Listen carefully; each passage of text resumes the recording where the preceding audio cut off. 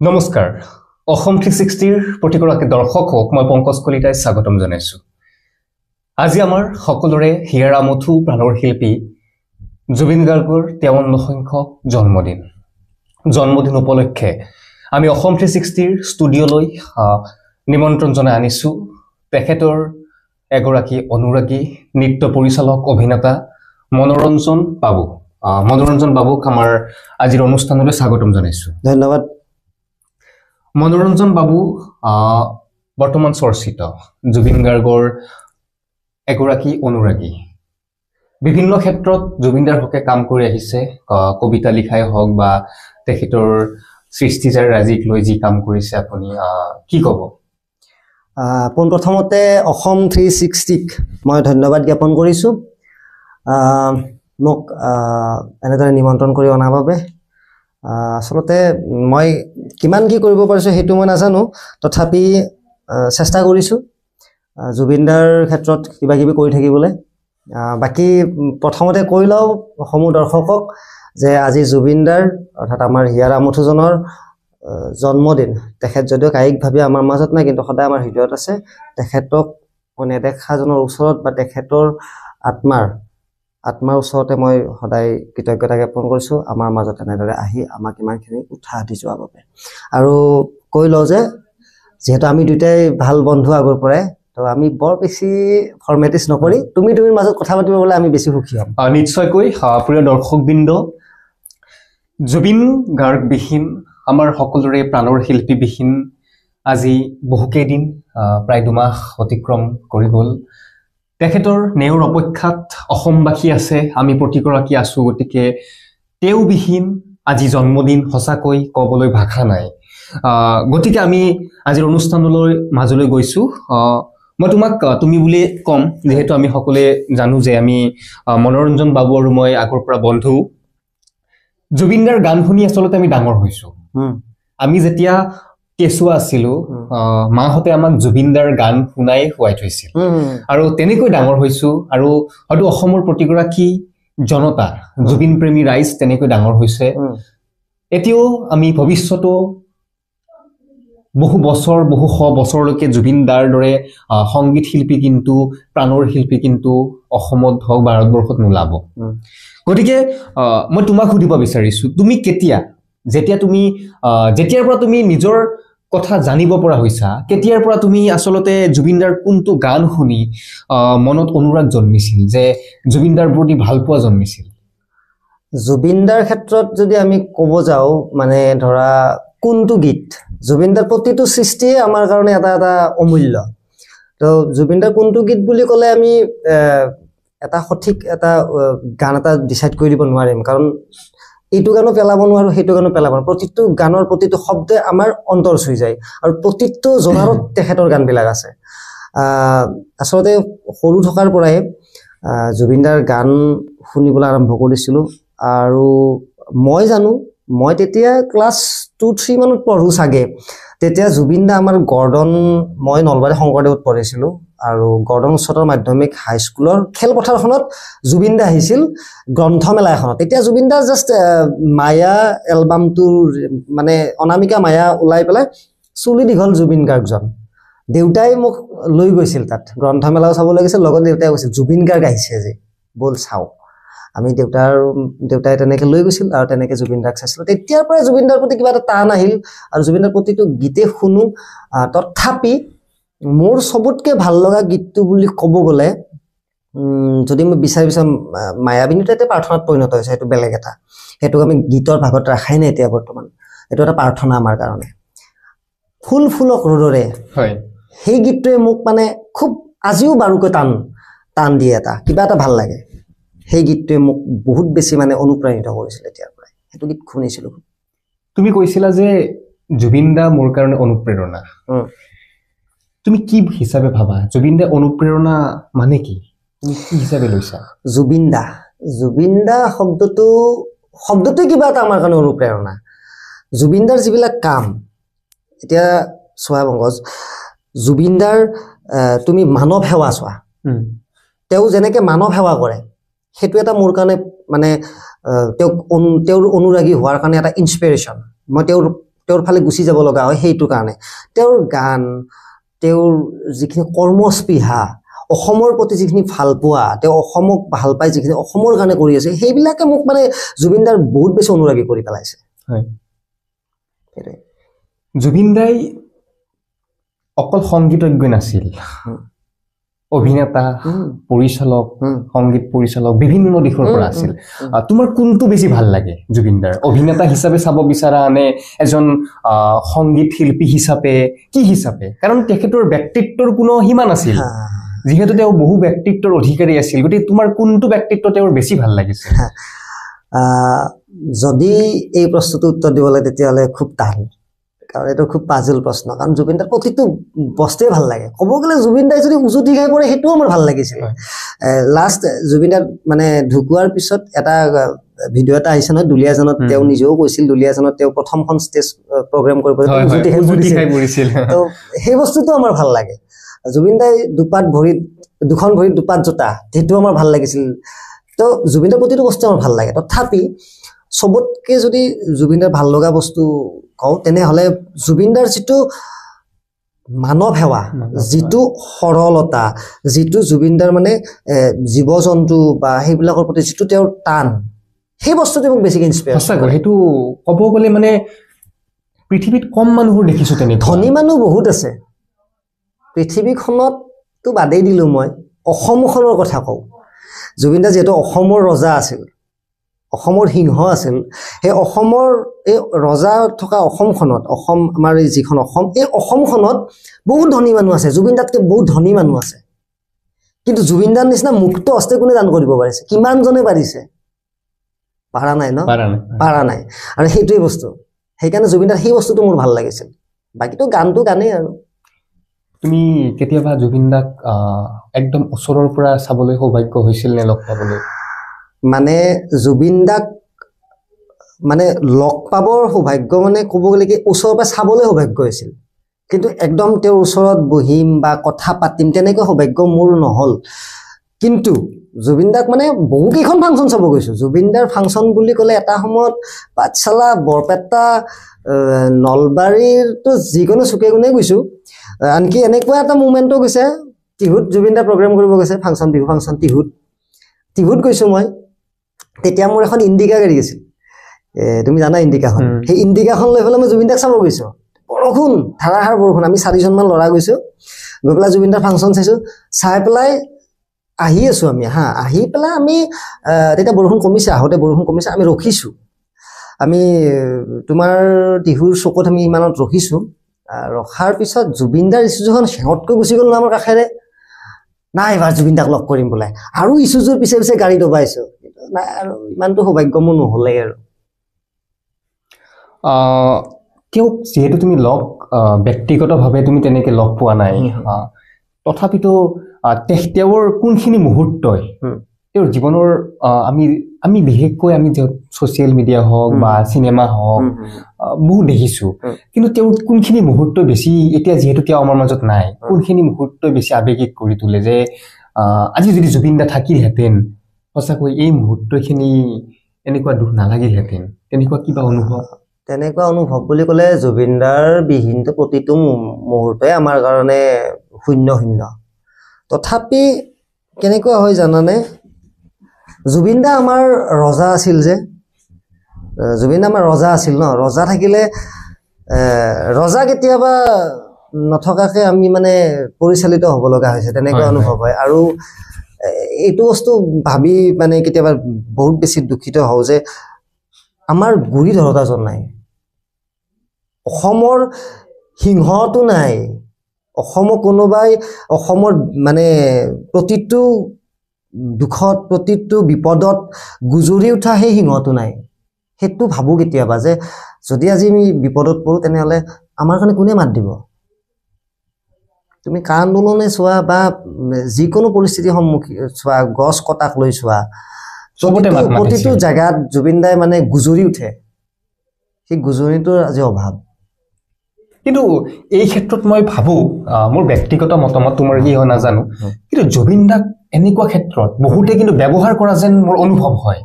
কাৰণ কিয় চোৱা জুবিন দা মানুহজন যিহেতু সহজ সৰল আছিল ইমান বেছি ভাবি চোৱা নাছিল মাত মাতিছিল তেওঁ গছ কটাল আন্দোলন হওক কা আন্দোলন হওক কিন্তু একাংশই জুবিন দাই নিজে নিস্বাৰ্থভাৱে ওলাই গৈছিল কিন্তু জুবিন দাক ব্যৱহাৰ কৰি একাংশই নিজৰ ৰাজনৈতিক ভৱিষ্যত কিন্তু সুৰক্ষিত কৰা দেখা গৈছে তাৰ উদাহৰণ নাম নকলেও বহুত আছে কিন্তু অসমৰ ৰাজনীতি কি কোৱা তুমি ৰাজনীতি বুলি নহয় একচুৱেলি ব্যৱসায়ীৰ পৰা ৰাজনীতিবিদলৈকে প্ৰতিটো মানুহৰ মানে কি জুবিন দাক লৈ মানে জুবিন গাৰ্গ আমি জুবিন গাৰ্গ ফেন এই শব্দটো লৈ পেলাই বহুতে মানে তেওঁৰ মুনাফা আদায় কৰিছে তুমি মোৰ যিটো আজি জুবিন দাক লৈ যিটো কবিতা লিখিছো মই সেই কবিতাটো তুমি শুনিছানে নাজানো হয়তো মই অলপ পিছত পাঠ কৰি দিম বাৰু যদি তুমি সুবিধা দিয়া সেই কবিতাটোত মই সেই কথাটোকে উল্লেখ কৰিছো জুবিন দাক লৈ যে মানুহে ব্যৱহাৰ কৰিছে তেনেকুৱা এটা কথাই উল্লেখ কৰিছে হয় তুমি কোৱা কথাটো একদম মই এগ্ৰী তুমি যেহেতু এগৰাকী নৃত্য পৰিচালক তুমি যোৱা বছৰ থিয়েটাৰতো নৃত্য পৰিচালনা কৰিছা কোন থিয়েটাৰ আছিল অগ্নিত আছা যিহেতু তুমি অগ্নি বুলিয়ে নহয় আজিৰ পৰা প্ৰায় মই জনাত প্ৰায় 10 বছৰ ধৰি তুমি নৃত্য পৰিচালনা কৰি আছা গতিকে মোৰ বুদ্ধেৰে তুমি প্ৰথম জুবিনদাৰ গীতৰ মাধ্যমেৰে তুমি এইটো জগতলৈ আহিছিলা গতিকে তুমি জুবিনদাৰ শিল্পধাৰাৰ পৰা নিজকে যেতিয়া তুমি আৰম্ভ কৰিছিলা তেতিয়া কি শিকিছিলা তুমি এইটো ক'ব গ'লে কেনেকুৱা হয় চোৱা মোৰ আজিৰ যিটো সাংস্কৃতিক যাত্ৰা মই এটা অভিনয় জগততে থকা হওক বা মই নৃত্য পৰিচালক বা নৃত্যশিল্পী হওক বা আজি দুই এটা কবিতা লিখো যাৰ যাৰ আজি তুমি মোক পডকাষ্টৰ কাৰণে মাতিছা এইবিলাকৰ ক্ষেত্ৰত মোৰ জুবিনদাৰ অৰিহণা বহুত বেছি মোৰ তাত কাৰণ মই যেতিয়া প্ৰথম নাটকখন কৰিছিলোঁ তেতিয়া মই 3-4 মানত পঢ়ো মই নাটক কৰিছোঁ সেই নাটকখনতো জুবিনদাৰ এটি গীত এইটো মুক্তি এলবামখনৰ অন্ধ আকাশ মুগ্ধ বতাহ যিটো গীত সেই গীতটো আমি সংযোজন কৰিছিলোঁ তাৰ পিছৰ বছৰ নাটক কৰিছোঁ সেইটোত সোণেৰে সজোৱা প্ৰজা জহি খুহি যায় সেই গীতটো আমি সংযোজন কৰিছোঁ আল্টিমেটলি কি প্ৰতিটো জেগাত জুবিনদাৰ গীত এটা থকা মানে আমি জুবিনদাৰ বস্তু এটা আছে তাৰপিছত মই ডান্সত আহিলোঁ নৃত্য আৰম্ভ কৰোঁতে মোৰ জীৱনৰ প্ৰথম নৃত্যটোৱে হ'ল জুবিনদাৰ পাখি মেলি দিয়ে গান সঁচাকৈ এইটো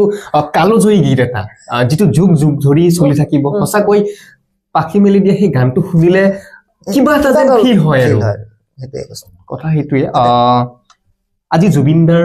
53 সংখ্যক জন্মদিন তেওঁ যদি থাকিলেহেঁতেন আজি হয়তো আমি ছচিয়েল মিডিয়া তেনেকৈ শুভেচ্ছা দিব নালাগিলহেঁতেন এবাৰ যেন লগ পালোহেঁতেন তেনেকুৱা অনুভৱ হয় আৰু আজিৰ বিশেষ দিনটোত তেওঁৰ অনুপস্থিতিয়ে এজন অনুৰাগী হিচাপে তোমাৰ মনত কেনেকুৱা অভাৱ অনুভৱ কৰায় পৃথিৱী শূন্য আজি পৃথিৱীখন শূন্য মানুহে ভৰা পৃথিৱী এই পৃথিৱীখনত বহুত মানুহ আছে কিন্তু কৰবাত যেন মোৰ মানে হৃদয়ত কৰবাত যেন কিবা এটা শূন্য কিবা এটা খালী অনুভৱ হৈ আছে মোৰ অনুভৱটো খালী কাৰণ জুবিন দা আজি থাকিল হয় তেওঁক আগতে জন্মদিনৰ দিনাখনে তেওঁকতো লগে নাপাওঁ বা তেওঁকতো তেনেকৈ পোৱাই নাই মই এনেই আৰু ধৰা এটা ষ্টেটাছ দিওঁ হেপী বাৰ্থডে কিং বা হেপী বাৰ্থডে লিজেণ্ড তেনেকুৱা শব্দবিলাক ব্যৱহাৰ কৰিছোঁ কিন্তু এইবাৰ দিব লগা হৈছে কি এইবাৰ কি দিব লগা আছে মানে এইবাৰ হেপী বাৰ্থডে বুলি ক'ত ক'ম তুমিতো আমাৰ মাজতেই নাই তুমি আমাৰ হৃদয়তহে আছা হৃদয়ততো তোমাক সদায় হেপী কৰিয়ে ৰাখিম কাৰণ আলফুলে ৰাখিম তোমাক আমাৰ হৃদয়খনত এই বস্তুটোৱে শূন্যতা সঁচাকৈ আচলতে জুবিনদাৰ সৌৱে বাবে যিবিলাক মানুহ আছিল মুখ্যমন্ত্ৰী ডাঙৰীয়াই যিহেতু এইটো এটা হত্যাকাণ্ড বুলিয়ে কৈছে এক প্ৰকাৰে চাৰ্জশ্বিট দিয়াৰ পিছত হয়তো আমি কিবা বেলেগ আশা কৰিব পাৰোঁ কিন্তু সেই সৌৱে বাবে লাগি থকা মানুহখিনিয়ে কিন্তু এটা সময়ত অনুৰাগীসকলক সেইটো কিন্তু মোৰ ভাল লাগে অনুভৱ কৰিলে যিখিনি মানুহে জুবিনদাক মানে অনুৰাগীৰ পৰা আঁতৰাই ৰাখিছিলে তেওঁলোক নিজে জুবিনদাৰ কি বুলি ভাবিছিলে নাজানো কিন্তু সেইখিনি মানুহ আজি নাই আৰু যিখিনি মানুহে আজিৰ পৰা আঁতৰত আছিল সেইখিনি কিন্তু জুবিনদাৰ ওচৰত আছে এতিয়া সঁচাকৈ জুবিনদাই সেইখিনি চাগে ঈশ্বৰ পুত্ৰ বুলি কোৱা হয় কাৰণ জুবিনদা জীয়াই থাকোঁতে যিখিনি মানুহক ডাইৰেক্ট টাচত নাছিল আৰু হয়তো তেওঁ গম পোৱা নাছিলে যে এইখিনি মানুহ মোৰ ওচৰত আহিব বিচাৰিছে কাৰণ তেওঁক বাধা প্ৰদান কৰা হৈছিলে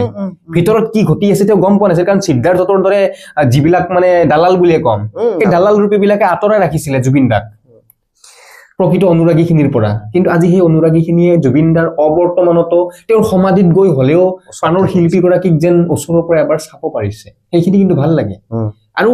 এতিয়াতো ৰাজ্যত তুমি যদি লক্ষ্য কৰা সেই ৰাজনৈতিক দলৰে হওক ৰাজনৈতিক দলৰে হওক বা জাতীয় সংগঠনৰে হওক চৌদিশে কিন্তু ভুৱা অনুৰাগীৰ সংখ্যা যথেষ্ট আৰু এইটোও মই কওঁ কা আন্দোলনত যেনেকৈ তেওঁলোকে ৰাজনৈতিক ভৱিষ্যত বা নিজৰ ব্যক্তিগত মুনাফা অৰ্জন কৰিবলৈ জুবিন দাক ব্যৱহাৰ কৰিছিলে এতিয়া কিন্তু জাষ্টিছ ফৰ জুবিন গাৰ্গ বহুতে কিন্তু নিজৰ কিন্তু ভৱিষ্যত সুৰক্ষা কৰিবৰ কাৰণে লিখা যেন মোৰ অনুভৱ হৈছে এইটো একদম ঠিক কথা কি কোৱা তুমি না এইটো একদম ঠিক কথা মই অলপ আগতেও ক'লো বহুত মানুহ আছে জুবিনদাৰ জীৱিত কালত তেওঁ ওচৰৰ পৰা এবাৰ চাবলৈ বা এবাৰ লগ পাবলৈ বহুত মানুহে হাবিয়াস আছিল মোৰ আছিল মই এটা দিন পুৰা 16 ঘণ্টা সময় নলবাৰীৰ পৰা গৈ বেলতলাৰ ঘৰৰ পৰা তোমাৰ তেওঁৰ খাৰঘুলিৰ পৰা আহি তোমাৰ আমাৰ বৃন্দাবন ছুপাৰ মাৰ্কেট ক'ত যোৱা নাই মই জুবিন দাক লগ পাবৰ কাৰণে এনে গৈ পেলাই বেলতলা পাওঁ অলপ সময় থাকোঁ ৰখি থাকোঁ কোনোবা চাইডে জুবিন দা ওলাই গুচি যায় চিঞৰো কিন্তু জুবিন দাক লগ নাপাওঁ তেনেকৈ বহুত লগ কৰিবলৈ মই 16 ঘণ্টা সময় গুৱাহাটীখনত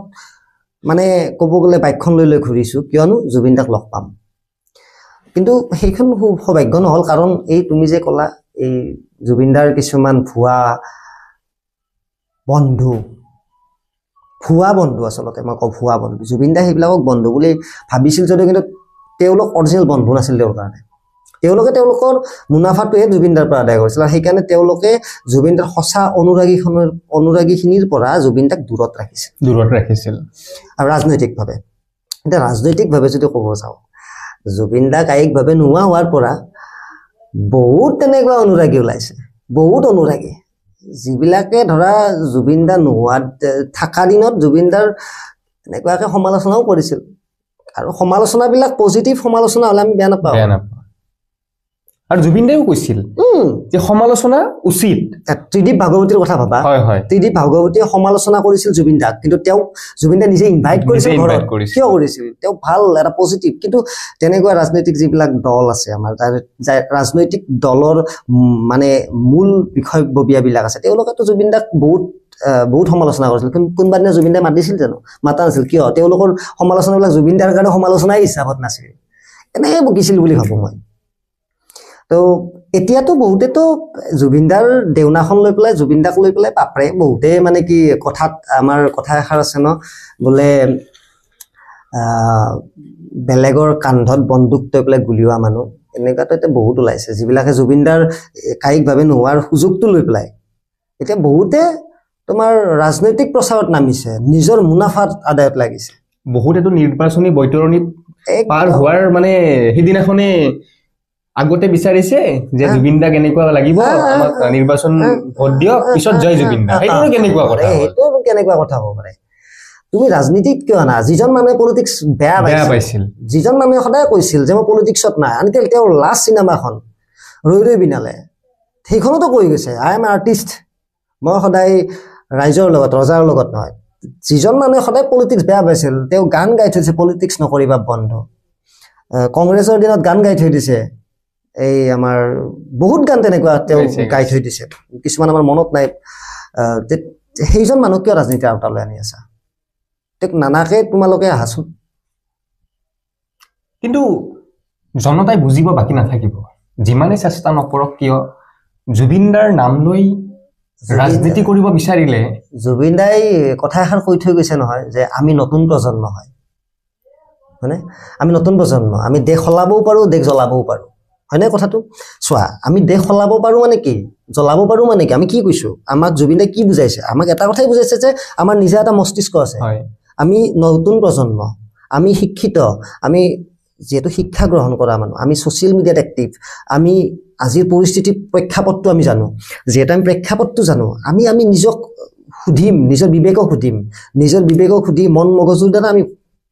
দেশ বচাম দেশ চলাম সেইটো কথা জুবিনদাই কৈছে ঠিক কথাই কৈছা জুবিনদাই প্ৰায় ৩৮,০০০ ওপৰত ৪০,০০০ প্ৰায় ৪০,০০০ প্ৰায় ৪০,০০০ গান গালে কিন্তু তুমি যদি লক্ষ্য কৰা ভাৰতবৰ্ষত গায়ক বুলি ক'লে সংগীতজ্ঞ বুলি ক'লে যাৰ জুবিনদাৰ সমানৰ আধাৰো আধা গান নাই কিন্তু তেওঁলোকৰ সম্পত্তিৰ তালিকা যদি তুমি চাবলৈ যোৱা বহু কোটিৰ ঘৰত কিন্তু জুবিনদাৰ নিজৰ ঘৰখনে সম্পূৰ্ণ নহ'ল তেওঁ এখন প্ৰগ্ৰেমত তুমি যদি চাইছা কৈছিলে যে মই ঘৰ এটা ঘৰখন বনাই আছো সম্পূৰ্ণ কৰিব পৰা নাই কেতিয়াবা সেই বক্তব্যখিনি শুনিলে কিন্তু মনত আঘাত কৰে যে যিজন মানুহে আমাৰ অসমীয়া জাতিটোক ইমানখিনি দি গ'ল আমি তেওঁক কি দিলো একো দিব নোৱাৰিলো আনকি মৃত্যুৰ পিছতো দিব পৰা নাই একো সঁচাকৈ আজিলৈকে আমি তেওঁ ন্যায়টো দিব পৰা নাই আমাৰ মুখ্যমন্ত্ৰী মহোদয়ে আমাক কিছুদিন আগত তেখেতে নিজে কৈছিল যে হত্যাকাণ্ড এইটো এটা হত্যাকাণ্ড ঠিক আছে হত্যাকাণ্ড আমিতো আজি এমাহ দুমাহ কৰি ৰৈয়ে আছো এতিয়ালৈকে কিন্তু আমি ন্যায়টোৱে দিব পৰা নাই হয়নে কথাটো আমি ৰাজপথত আহিছো কিবা আহিছো আমি এইবিলাক কৰিব প্ৰয়োজন নাই জুবিন দা হয় আমাৰ কাৰণে ৰাজপথত নামিলেই যে ন্যায় পাব তেনেকুৱা নহয় কাৰণ ন্যায় ব্যৱস্থাটো সম্পূৰ্ণ বেলেগ ন্যায়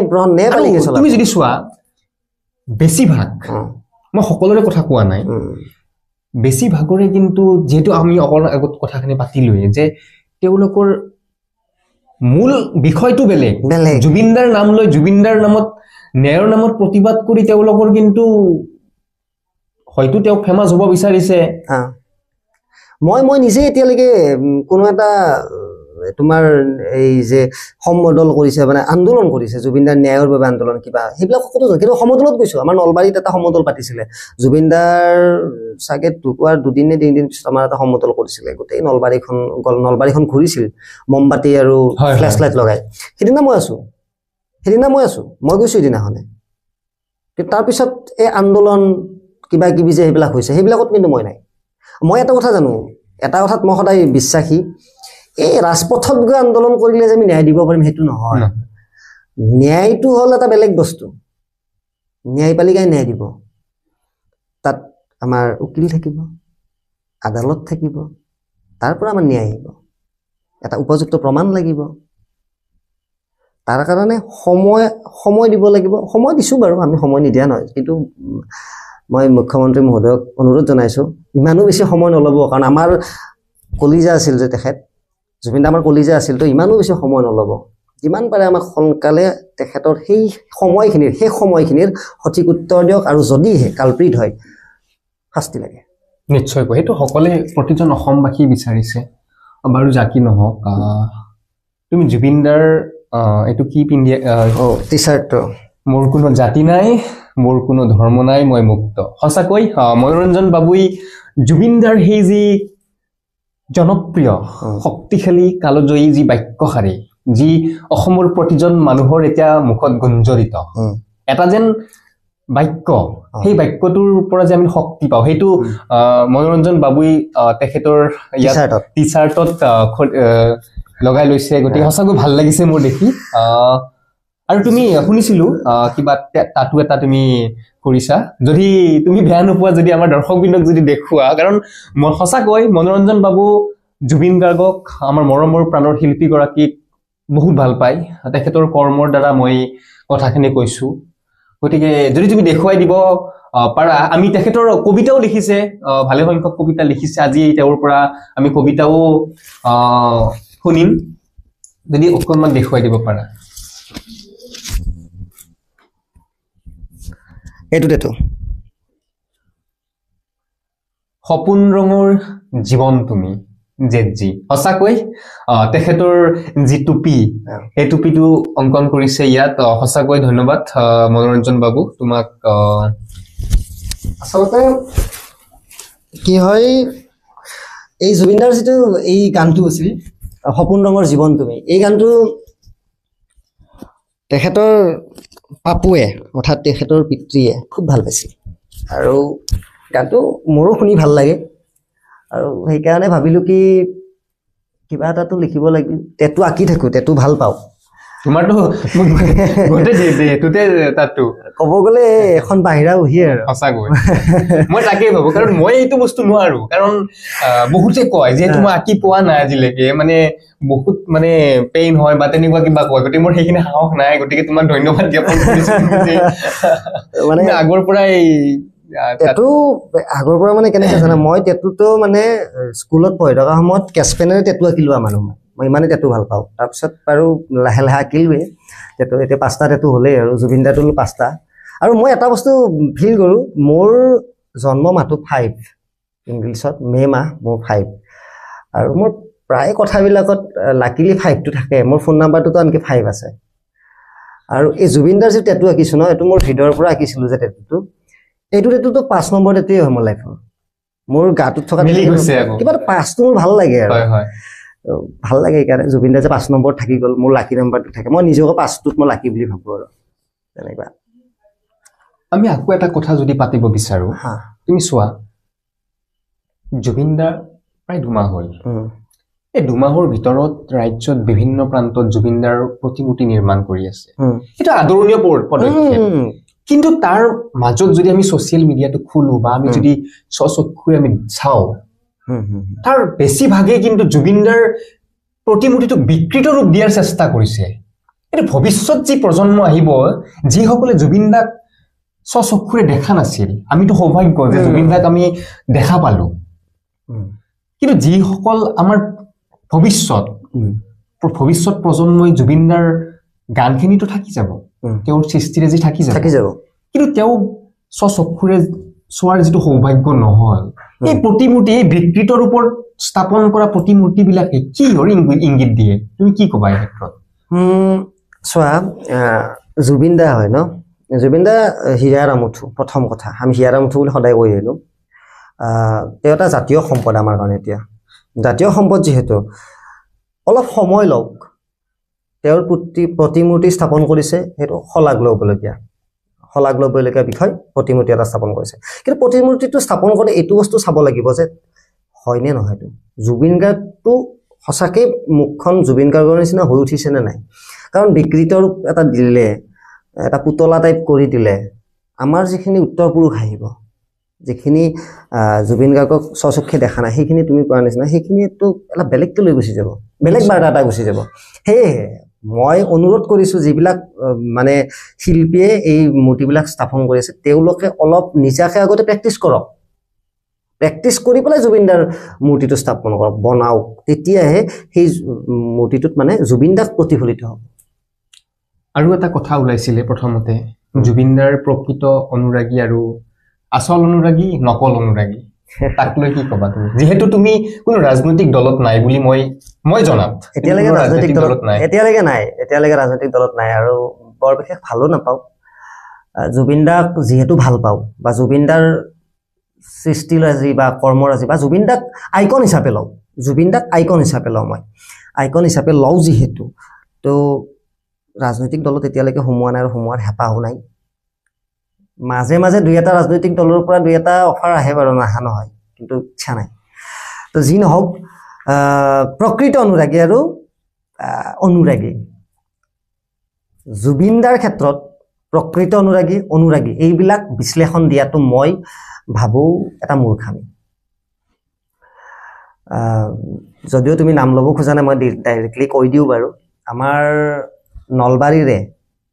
সুযোগ্য সন্তান বা আমাৰ নলবাৰীৰ বিধায়ক মাননীয় জয়ন্ত মল্ল বৰুৱাদেৱেও এই কিছুদিন আগত এটা মন্তব্য দিছিল নহয় প্ৰকৃত অনুৰাগী তেখেত এজন গণ্যমান্য ব্যক্তি আমি শ্ৰদ্ধা কৰোঁ নলবাৰীৰে সন্তান তাক লৈ গৌৰৱো কৰোঁ মই নিজে নলবাৰীৰ হিচাপত গৌৰৱ কৰোঁ তাৰপিছতে তেখেত হ'ল জুবিনদাৰ এজন বন্ধু তেখেতেও নিজে কৈ পেলাই জখাই জুবিনদাৰ বন্ধু বুলি আৰু কটনিয়ান বুলিও কয় তেখেত তাৰপিছতে তেখেত বিশেষকৈ অসমৰ এটা ভাল পদবীৰ বিবৰুৱা আছিল চাগে বিবৰুৱা চাই তেখেত তেতিয়া জিএছ আছিলে জয়ন্ত মল্ল বৰুৱা জিএছ আছিলে তেখেতে এতিয়া বৰ্তমান অসমত এটা ভাল দপ্তৰতো আছে মন্ত্ৰী হয় এজন তেখেত তো তেখেতৰ নিচিনা মানুহ এজনে এগৰাকীয়ে তেনেকুৱা মন্তব্য দিয়াটো মই এজন সাধাৰণ অনুৰাগী হিচাপে মই হেৰি নকৰোঁ মই ভাল পোৱা নাই কাৰণ চাওক প্ৰকৃত অনুৰাগী প্ৰতিটোৱে অনুৰাগী জুবিনদাৰ, প্ৰতিটোৱে অনুৰাগী। এতিয়া আমিওতো গৈছিলোঁ, মইতো সৰু সজাইত গৈছোঁ, মইতো সৰু সজাইত ৰৈ আছোঁ, বৰষুণত ৰৈছোঁ, ৰ'দত ৰৈছোঁ, মইতো ৰৈ জুবিন দাক চাই আহিছোঁ। মইতো জুবিন দাক কিন্তু যিদিনাখনে এই তেখেতসকলে পাতিছিল কিবা এটা যে আন্দোলন কিবা কিবি, সেইদিনতো মই অহা নাই বাৰু, কিন্তু মই অনুৰাগী নহয় নেকি? যদি মই অনুৰাগী নহয়, মই হাইস্কুলিং টাইমত মই যেতিয়া হাইস্কুলত পঢ়িছিলোঁ ক্লাছ 8 না 9, তেতিয়া জুবিন দা আমাৰ গৰ্ডনত আহিছিল 2004 মানত হ'ব। 4 মানত মই গৈছিলোঁ এইখনত, সৰু আছিলোঁ আমি তেতিয়া। মই তেতিয়া হাইস্কুল মানত পঢ়ো চাগে। 300 টকা আছিল জুবিন দাৰ গেট পাছ, 300 টকা কাটি পেলাই জুবিন দাক চাব যাব লাগে। জুবিন নাইট বুলি এটা নাইট পাতিছিলে গৰ্ডনত, সেইদিনাখনে মই চাব পৰা নাছিলোঁ, কাৰণ মোৰ দেউতাই 4th গ্ৰেড চাকৰি এটা কৰে, ইমান টনকিয়াল নহয়, তাতে আমি দুজন ভাই ককাই, মই ডাঙৰ হ'লে আমাক প্ৰাইভেটত পঢ়াইছে, তো দেউতাৰ খৰচ আছে। তো তেনেকৈ আমাৰ চাৰিজনীয়া পৰিয়ালটো, আমাৰ চাৰিজনীয়া পৰিয়ালটোত তোমাৰ 1200 টকা দি পেলাই তেতিয়া মোক জুবিন নাইট দেখাব পৰা দেউতাই হয়তো নোৱাৰিব পাৰে বুলি মই নকলোঁ, কিন্তু ইচ্ছা আছিল জুবিন দাক চাব, জুবিন দা অনুৰাগী। তেতিয়াই সেইদিনাখনে ৰাতি শুব পৰা নাছিলোঁ, কাৰণ ইফালে জুবিন দাই গান গাইছিল, ইফালে মই ঘৰত শুই আছিলোঁ, কিন্তু মোৰ টোপনি অহা নাছিল। আৰু তেতিয়াই এটা কবিতা লিখিছিলোঁ জুবিন দাক লৈ, কি মই অনুৰাগী নহয় নেকি? মই কি সেই যে আন্দোলনটোত নাহিলোঁ, সেই যে ৰাজপথত নাহিলোঁ, মই সেইদিনাখনৰ কাৰণে কি মই অনুৰাগী হ'ব নোৱাৰিম নেকি? তুমি যদি আজিও চোৱা মোৰ ডায়েৰীত এতিয়াও পাবা সেই তেতিয়াৰ তাহানিতে লিখা মোৰ সেই কবিতাটি, কিবা কবিতাটিৰ শিৰোনামাটো দিলোঁ জুবিন দাক বিদায়, সেনেকুৱা এটা আছিল মোৰ কবিতাটি। তেতিয়াৰ সেই তাহানিতে লিখা কবিতাটো মই অনুৰাগী নহয়, তেনেহ'লে কেনেকৈ আহিছিল মোৰ সেই ক্লাছ 8-9ত পঢ়া ল'ৰা এজনৰ? তেতিয়াতো মোৰ কোনো ধৰণৰ একো নাছিল, তেতিয়াতো মই জাষ্ট পঢ়ি থকা ল'ৰা এজন, কেনেকৈ মোৰ মনত আহিছিল? সঁচাকৈ বাৰু, তুমি যিহেতু জুবিনদাৰ কবিতা এটা আজি তুমি ৰিলিজ কৰিছা, যদি দৰ্শকসকলক, আমাৰ নিশ্চয় দৰ্শকসকলে শুনি ভাল পাব, তুমি যদি অকণমান কবিতাটি আওৰাই দিয়া। ঠিক আছে বাৰু, কবিতাটো বাৰু মোৰ ইউটিউব চেনেলটোত পাব বাৰু, চাই ল'ব পাৰিব। মই একজেক্টলি মোৰ মনত নাই, সেইকাৰণে মই চাই লৈ পেলাই মোবাইলত চাই পেলাই মই পাঠ কৰি দিছোঁ কবিতাটো। আজি জুবিনদাৰ জন্মদিন আছিল যে, সেইকাৰণে জুবিনদাৰ কায়িকভাৱে নাই যিহেতু আমাৰ, তেখেতক কি বুলি লিখিম? ষ্টেটাছত লিখিব পৰা জেগা নাছিলে, শব্দ নাছিল, ভাষা নাছিল, সেইকাৰণে ভাবিলোঁ কি মনত থকা কথাবিলাক উলিয়াই দিওঁ। তাৰপিছত এটা কবিতাৰ সৃষ্টি হ'ল, আৰু সেইটোকে মই পাঠ কৰি দিছোঁ বাৰু। চোৱা জুবিন দা চোৱা, তুমি যে কৈছিলা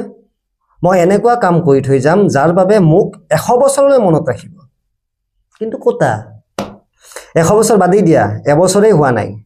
সকলোৱেচোন পাহৰণিৰ গৰ্ভত সোমোৱাই থলে তোমাক। পাৰিবানে তুমি